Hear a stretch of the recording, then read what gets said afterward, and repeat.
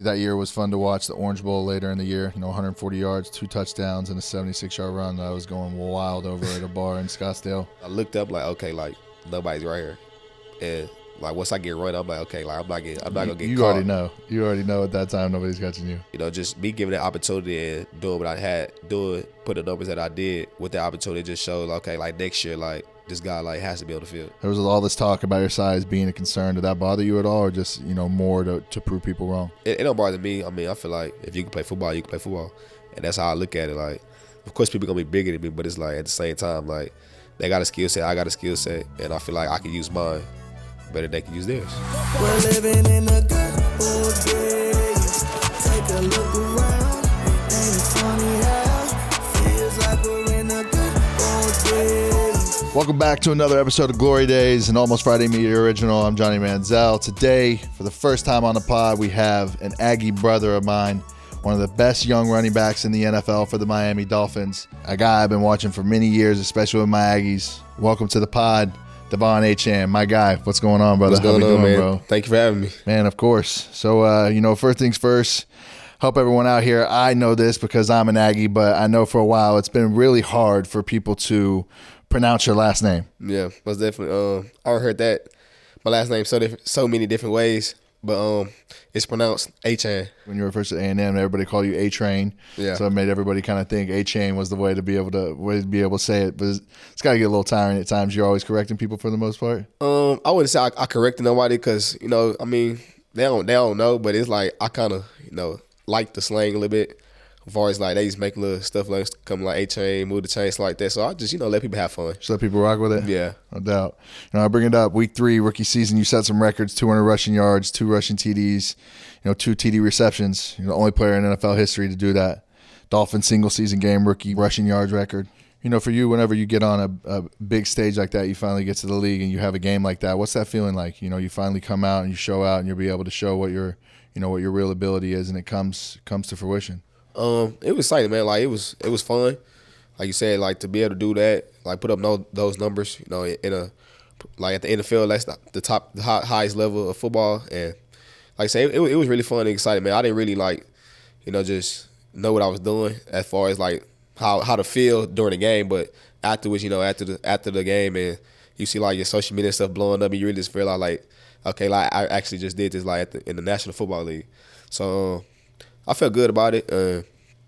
I was just thinking okay, I can't dwell on this game. We got a long season to go. Like you said, that was early in the year. Every week not gonna be like that. Yeah. So that's the thing you have to learn too as a rookie. You're not gonna go out there and have those type of games. You got to be able to, when things not going your way, find something to do to make sure it does. So. It's definitely a league of highs and lows and ups and downs. Something you got to bounce back and forth on a little bit. This season was kind of one of those seasons for you guys a little bit too.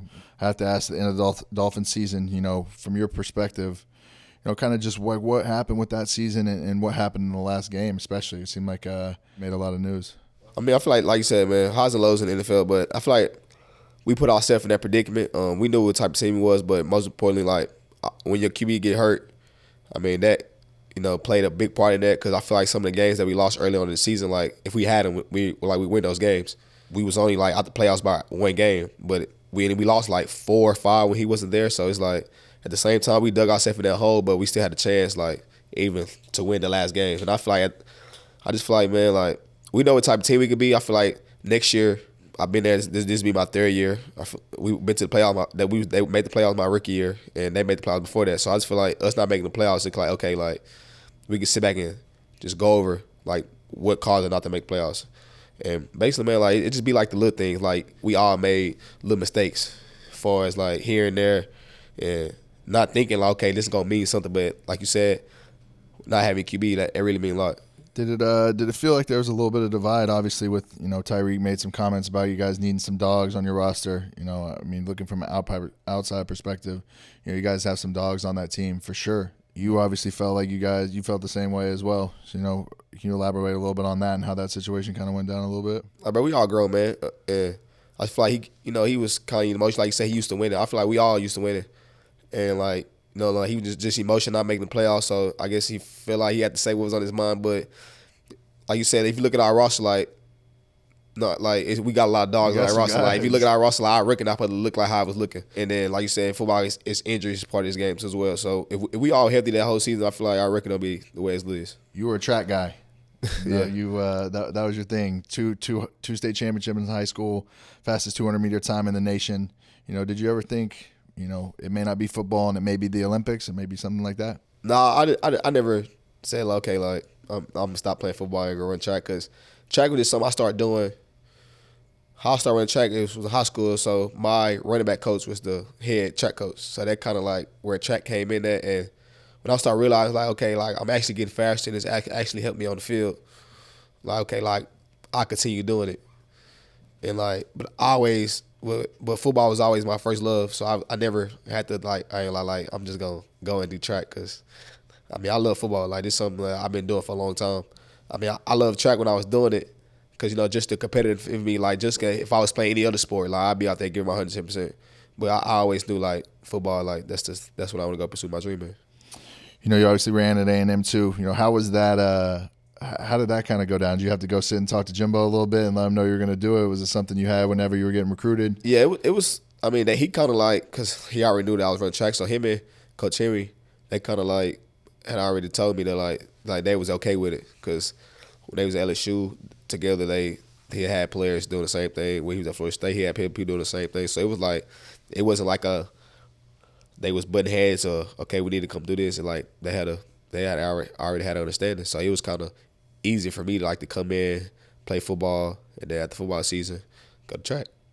How was the journey getting to A&M? Were you always an A&M fan? Was it something about Jimbo and his staff that really appealed to you, or what ended up making College Station where you wanted to call home? To be honest, man, I didn't want to go far anyway. Like College Station from my original house is like literally like an hour and 45 minutes. Yeah, it's right down the road from the crib. And then like you said, we got legends like yourself coming out of there. So it was like, I mean, it wasn't a very hard choice. Like this is a great school, SEC. And like you said, Coach Jimbo, great coach. So it was like, I mean, it's win-win. You love College Station? No difference. Most definitely. Yeah. What do you think your favorite thing was about it? Favorite thing? Yeah. Just the fans in general, man. Like, it was just a lot of support. Even night games, no matter what type of season we was having, like they was there. And the most fun times, like after a win, like you said, going Northgate, having fun, man. It's just like, it's College Station's own little town, but you can have fun in it. Like, and then it was like, everybody care about each other. It's not like we out here and we losing, and the fans like no, outside they still gonna support us in every way. What. So that's something about College Station. Like everybody know, like you come to College Field night game, like everyone been playing that. No doubt. What do you think your favorite spot was on Northgate? Favorite spot. So like me, I really wasn't like the going out type.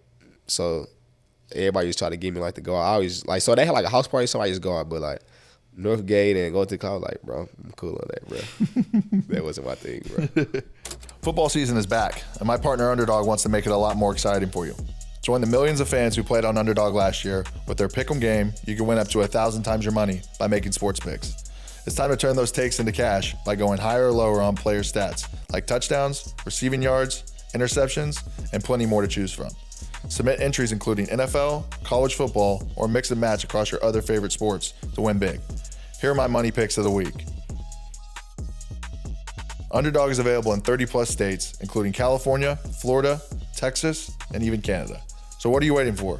Sign up now and deposit using promo code Johnny to get up to $1,000 in bonus cash and a free pick. I got a chance to be back in, I think it was 2021, in the Bama game. And, man, what a stellar plays from you. What an unbelievable, team win, to be the person that kind of got us started off on beating Bama the first time in 2012, and then to be there in person and watch that happen again, was really, really special. What do you remember about that day and about that game, and how do you feel about that? That game overall it was a great game overall, like, and just like the back and forth, because at one point in time we was up 2 touchdowns, and then for them to, I think they blocked the punt and they scored, and so like right after the block the point is when I read the kickoff turn back. So it was like it kind of swung for them, and then for me to come back and do that, it was like okay, like it put us back in a great position.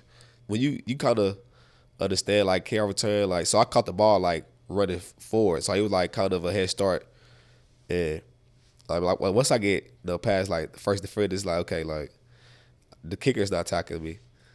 And so like just saying, a lot of green grass, and scoring that touchdown and hearing the crowd go crazy, it was like kind of fun moment for me. You come to the sideline like I'm a helmet off. I'm talking to the crowd, talking to my friends. Like I'm turned down. I'm like we up 2 touchdowns. Like there's no way we can, like we can lose now. I'm like I got our defense be getting stops, and I mean it's like we basically like in a great position. It's nothing more that we can ask for. And so like the defense get on the field, they end up catching the pick on the goal line. It's like okay, like now all we gotta do is take care of the ball. I was in the locker room after that game. It was a hell of a buzz. A lot of excitement to obviously have a team like that come into your home and take them down. Mm-hmm. And I mean that was my first time ever being part of something like that. Like watch the fans rush the field. It looked to me literally like 30 minutes to get in the locker room. I probably took like a million pictures. Everybody got their cameras out. I'm just looking at every camera. But it was a fun moment, man. Like just seeing, the fans and how happy everybody was. But it was a great moment for us. That year was fun to watch. The Orange Bowl later in the year. It's the best season we've had since 2012 as well. 140 yards, 2 touchdowns, and a 76-yard run. I was going wild over at a bar in Scottsdale. As being a freshman on that stage, big bowl game, probably one of the biggest bowl games A&M's been in a while. You feel a little bit of pressure in that situation? I mean, I've been playing football for a long time. I mean, just because it was college, I think just because you go to the next level, man, if you've been, practicing and preparing and I've been playing since I was like 4 years old. I just feel like the only thing that gets bigger is the crowd. I mean, I feel like I've been in those moments before. And I always go into every game nervous, but like once I get tackled, I feel like, okay, like, all right. I was the same way. Once you get hit for the first time, we called a ton of QB run plays from the first play of the game just to get hit. I was seeing red almost before I ever even be able to get hit. That's how I be, brother. Like, I mean, I come into the game nervous just based off the fact, like, okay, like it's football. But, like, once I get tackled, I'm like, I'm ready to play now. You weren't supposed to get the majority of the carries that you kind of got. What kind of happened with that situation? How'd that go down? So, the starting running back, Isaiah Spiller, he kind of had, like, a fractured toe. But, of course, like, it's the Orange Bowl. So, you going go out there and play, probably get, take some, like, get shot up, whatever. And, do his best for the team. First half, it was kind of got bad, so he couldn't finish the second half game. So, I kind of knew, like, halftime, okay, like, I had to finish the rest of the game. And, just me giving that opportunity and doing what I had, put the numbers that I did with that opportunity just showed, okay, like next year, like this guy like has to be on the field. On that late 76-yard run when the game was tied, what's going through your mind as you get that play call in the huddle and you're sitting in the backfield? It was a counter play, and I'm not thinking, okay, I'm going to go 76 yards. But the play went on, and I kind of like took the hit and stumbled. Once I like, caught my balance and I looked up like, okay, like nobody's right here. And like once I get run, I'm like, okay, like I'm not gonna get you caught. You already know at that time nobody's catching you. Yeah, so it was like in that moment, me running that, and then it was amazing block by Nice, he in the Super Bowl right now. And like he could have, at any time like just stopped and like turned around and like looked to see like where the ball was at, and his guy made the play. So it wasn't, just entirely like just me, but I feel like in that moment, it was like, okay, like, this is a really good moment for us. And like you said, it's a big change in the game. How great of an experience was that to get a big bowl win like that for the school and finally put together and string together a lot of wins like that for the program? Oh, that was fun, man. Like you said, coming in, I think it was like my freshman year, me not thinking like, I'm finna have to get in and play the whole second half. But, just me being ready and going out and do what I did, like, I feel like it was fun. And then also, now I'm Miami Dolphins, and that game was at Hard Rock. So it's like it's really fun that you go back and look at it like, man, like this is what he was doing. He did this, and now I'm doing it in the field. How do you look back and view, Kellen Mond? Great dude, somebody I know well. How was it playing with him at A&M? It was great, man. Because first, especially like him being there so long, him doing the offense, and me coming in, it's like I know what I'm doing, but at the same time, like even if I don't, like he know what I'm doing. So like you said, man, it was like me coming in, like when like Blitz pick up him, Mike, he telling me, okay, you got him or you got this. Like just knowing something, like if I don't remember what I got, like I can always count him and ask him, and he'll know like what I got. So it was great playing with him. Like you said, that year, I mean, we lost one game. I feel like he's one of the most underrated QBs that we've had at Texas A&M. Most definitely. Like the 12 playoff games now, like we was number 5, and I don't know how we was number 5, but I mean that just goes to show like, man, we was a great team. We lost one game that year, and when we lost, it was like week 3. Jimbo Fisher, How was it? How was it playing in that locker room for him? How was it him being a coach? I got to be around you guys a little bit, obviously, when Jimbo was there. How was it being in that locker room with him, and how was it being coached by him? Man, to me, man, he was a great coach. I had no problems with him. I feel like he knew his players. He knew how to bring, the dog out you. And, of course, like when they let him go, I wasn't feeling that. I didn't think that was something they should do. But I was cool with Elko as well. Elko was there my freshman year. So when he came coach, I didn't have a problem with that either. But at the same time, it was like, Jimbo my man as well. But, he was a great coach, man. I can't, like, we had plenty of talks just based off, just us having a conversation because letting him know, like, okay, like, when I get off the track, like, okay, we're going to do this, get my body back, football. And so we always sat down and had those one-on-ones. And to me, I feel like, he was the perfect coach for that school when I was there. So, why do you think he couldn't get it done? I don't know, man. I feel like that when I was going, like, that class they had, I just feel like, they had a lot of issues when people get in trouble, everybody gets suspended. So it was like they didn't have like a full team when everybody's on the field at the same time, because it was a lot of, like, when your best players get suspended and can't play. Like, it kind of put him in a hard spot, hard position, but at the same time, it's like it's consequences for your actions. So it was like, they had a lot of stuff going on. Who was the strength coach whenever you were there? Smitty. Smitty? Yeah. What a fucking he's Smitty, a nut, huh? Nah, Smitty was great. My first year, I had rap though. I had rap on my arms. My first year there. Yeah. With Smitty, yes. I was in the hospital like 3 days. He put people through the ringer like that, Bro, huh? yes, bro. He's insane. Like ain't no warm up. Like, you lifting heavy like every day and you running. It's like, bro. And then, like, I'm coming from high school. Like, we not doing this. Yeah. It's like, you can at least, like, give us a little week, boom. Like, we know, like, first day you get into it. Straight to the trenches of it. Yes. He was every time I saw him, man, that guy brings a juice, and I would just hear back from people and be like, bruh, this program and the way we're doing this strength and conditioning stuff, this ain't no fucking joke. Bro, he don't play like all. Like, don't let you miss a line. We got run at 12. You miss it, like, you literally start over. You got to come back at 3 o'clock, start the whole thing over. Oh, bro, he was not playing, bro. Those are those days. 2025. It's a new year full of new possibilities. Don't let the bad times of 2024 bring you down. This year, you can reach new heights with VIIA. Trusted by over 500 million happy customers, VIIA is the Swiss Army knife of wellness. Dedicated to harnessing the natural benefits of hemp to create high-quality wellness products. I really like VIIA because they have so many options. Whether you're looking to improve your sleep, focus, recovery, add a little pep to your step, or just get high, VIIA has something for you. They have products ranging from 0 to 100 milligrams of THC, so there's something for everyone. The cool thing about VIIA is that they have products that fit into my daily life. They make it really easy for me to understand how I'll feel from each of their products. For example, the Dream Sleep gummies are great for when I'm needing that full 8-hour rest. Or there's a CBD relief roll-on that helps to relieve any pain or discomfort that I'm feeling. They really make it easy to choose products that fit easily into my lifestyle. And the best part is, VIIA legally ships to nearly all states in the U.S. in discreet packaging directly to your door with a worry-free guarantee. No medical card required. So if you're 21 or older, check out the link to the VIIA's website in our description and use code Johnny for 15% off. And if you're new to VIIA, get a free gift of your choice. After your purchase, please support our show and tell them we sent you. Enhance your everyday with VIIA. As you're going through the draft, it listed it 5'9", 188, There was all this talk about your size being a concern. Did that bother you at all, or just, more to prove people wrong? It don't bother me. I feel like people they gotta have a opinion on something. I feel like I've been here, like, as a running back, I'm not the typical, size running back, but as you can see, like, as I go into the game, I don't just, run outside. I run inside the tackles. I can take hits, and I feel like, that just proves, like, okay, like, his size really don't matter. If you can play football, you can play football, and that's how I look at it. Like, of course, people gonna be bigger than me, but it's like, at the same time, like, they got a skill set, I got a skill set, and I feel like I can use mine better than they can use theirs. As you get drafted to the Dolphins, you were taken off your rookie year until week 5. Just a little bit of a knee injury. How frustrating was that to finally get there and just have a little bit of a hurdle to overcome? I feel like I ain't been hurt in a minute, like, to where I can't play at all.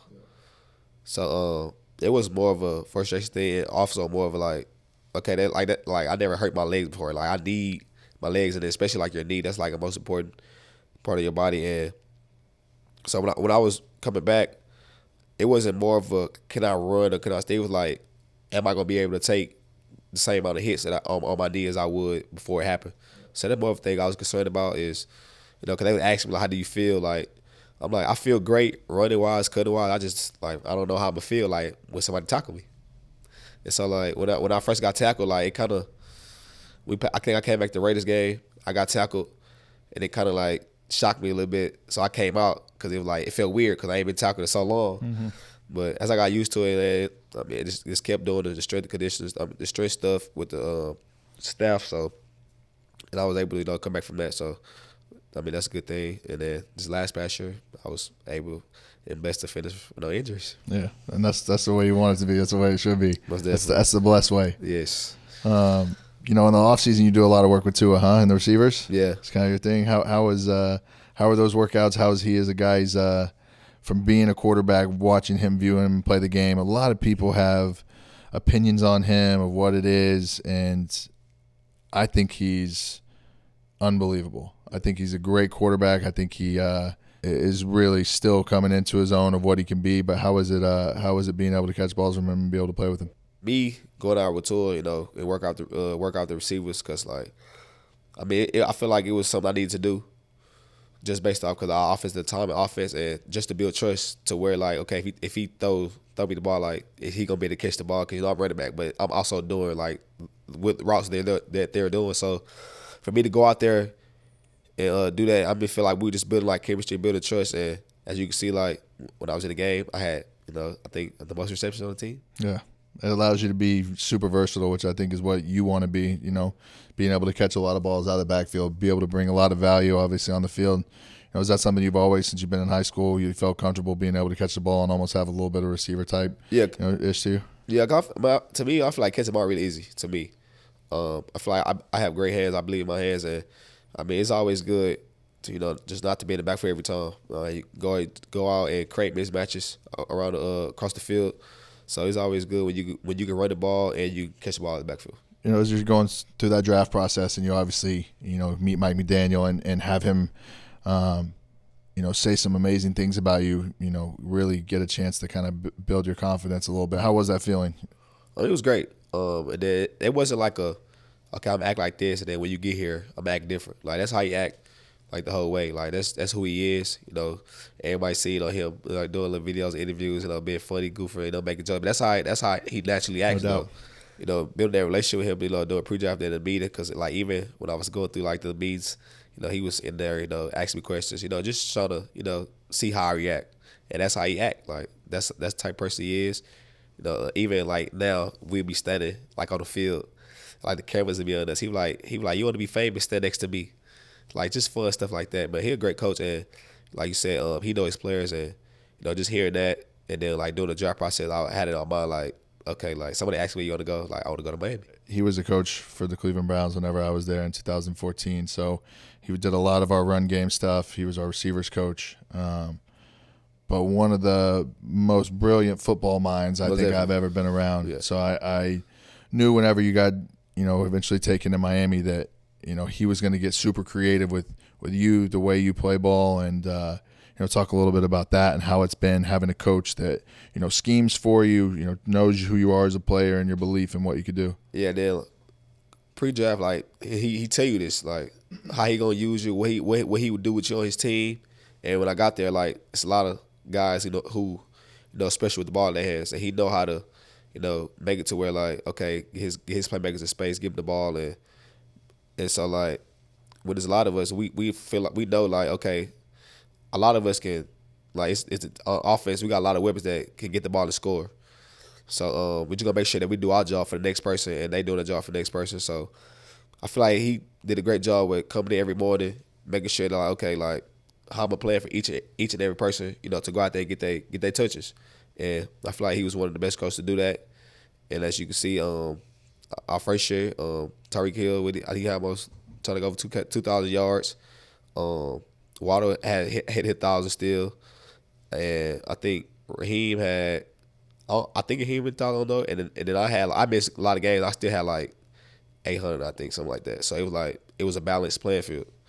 And I mean, ain't nothing much you can ask for. You got like 5-6 playmakers on offense. What's that balance there when you know you're coming into the league to eventually try and be the starter and trying to be the guy? I feel like, man, like you said, I feel like the situations I've been in, like leading up to that point, like I never came into a team like and ever been a starter. Like, I always had to work my way there, even from like starting in high school. Like when I got to varsity, they had a running back. I eventually came to starter, and then when I got to A&M, we had Isaiah Spiller, but I eventually, came to starter. So I feel like it was just something that like, okay, like I'm not new to it. I know I got to work, and I know I got to show them what I can do. And when they see that he can make plays, okay, how we gonna find a way and come up with packages to put both of them on the field. Oh. So and that was the thing at first, my first year, like, okay, we need both of them on the field, so we're gonna come up with a package to where both of them are on the field at the same time. You feel like playing for the Jimbo offense helped you whenever you got to the McDaniel's offense be ready and prepared for it, because it's a little tough, from the formations to the motions to kind of everything that's in there. It's definitely a lot. Yeah, especially when I first got there to Dolphins, it was like, okay, like how I'm learning all this. And then it's like, once I learned that, they came with a new package to where both of us got to be on the fence at the same time. It's like, so now I got to learn like a new position. Like, I'm not the running back no more. I'm playing F now. So it's like, now I got to learn something else. But like, once he figured out, okay, like he a quick learner, he understand it. All right, I can throw more stuff at him, and that's what you want. Like, once they know that they can count on you and know that you know your stuff, okay, like we gonna get him, try to see like how much more we can give him. And this last past year, like you can see, like every time we come in there, like I'm doing a different route, or I'm lined up somewhere different doing this. It's crazy how you can add a little wrinkle just depending on where you're at with what you're supposed to do. It's interesting to see how he tags those, routes or motions or whatever it is to be able to get you open and get you into space. Yes. And then anybody can do the motion. Fullback, tight end, running back. Like, you don't know who's doing it. It might look the same, but anybody can do it from any position on the field. As you head into this, off season, obviously get back to the grind, get ready for the next one. What's your goals for the next season? You feel like you're just scratching the surface on who you could be as a player, or what are your goals for you guys as a team as well, obviously? Most definitely. Want to make sure, we make the playoffs, start there. And then my goal to myself is, try to hit 1,000 yards rushing. I feel like last year I could have did it, but because I always watch film myself, but it's like certain runs I feel like, okay, like once you go back and watch, you be like, you could have did something different. This offseason still work on the receiver stuff, because I've been playing running back for a long time. So the offseason I really don't even be doing like a lot of running back drills stuff like that. I'm like, bro, I've been doing that for so long that it's like it's in my brain already. So I really just work on like a lot of receiver stuff for real. From even outside receiver, from X and Z, kind of everything. Yeah, because like in the offense, you line up everywhere for real. Yeah. And you run all types of routes. Like, it might be something new. Like, especially if at practice one day and Waddle or Tyreek get hurt, or like I'm not practicing.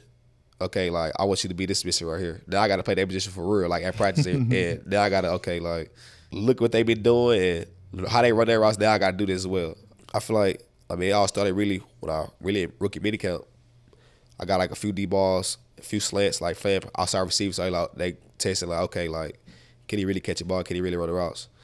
And then so coming from that, it's like, all right, I need to start like working on certain things, because like at the same time, a running back, I can catch the football, but it's like you still got like develop certain things, or like run the slant route. Like, are you snitching? Are you short? So like just learning that and making sure that like I'm here at a certain point at a certain time. So that all comes to like work. It's not something that I could have just like, okay, do this, or you gotta run this route. I feel like the off-season stuff really helped me out a lot.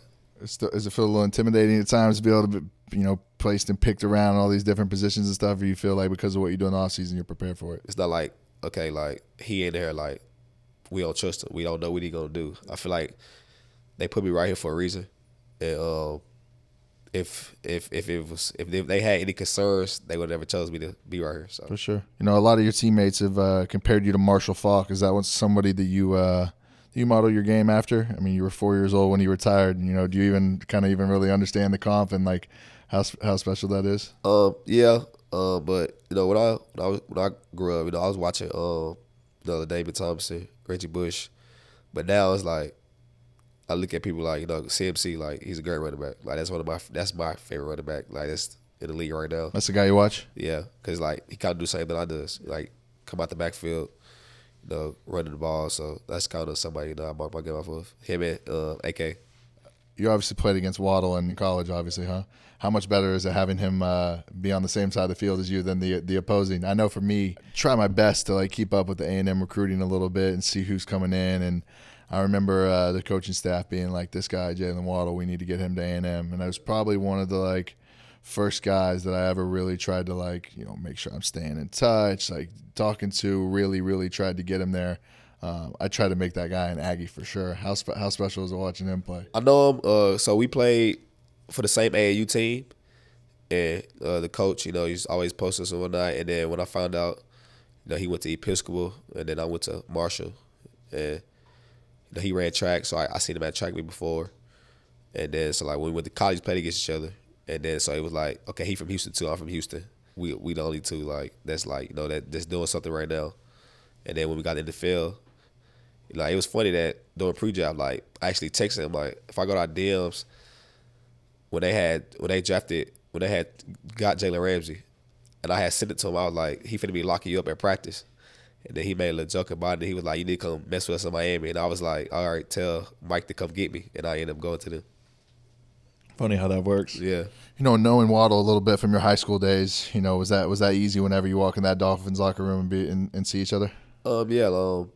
As you can see, like if not Raheem, me and Waddle, like probably like one of the closest people, like literally like every day.